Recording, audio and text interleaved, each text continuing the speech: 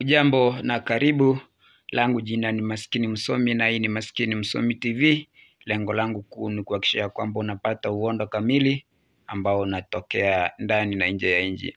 Taarifa ambayo inatufikia kwa sasa ni kwamba Sanaipei amkataa Willy Paul kutofanya na yeye kolabo. Amesema ya kwamba yeye hapendi namna ambavyo Willy Paul anajiweka, jinsi ambacho anajiweka haimvutii hata.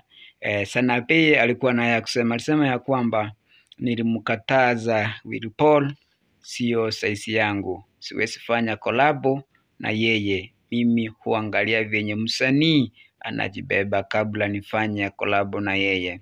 I do music that is relevant to people, Sanaipei Tande tells Willy Paul. Kwa hivyo kipindi ambacho Willy Paul alimuomba Sanaipei wafanye kolabo, Sanaipei amemkataa na kusema ya kwamba hapendi namna ambavyo anajiweka ama anajibeba, na Willy Paul sio size yake, na kusema ya kwamba yeye anafanya mziki ambao una maadili kwa jamii, sio vitu ambavyo havina maadili kulingana na yeye, jambo ambalo limemfanya amkatae Willy Paul.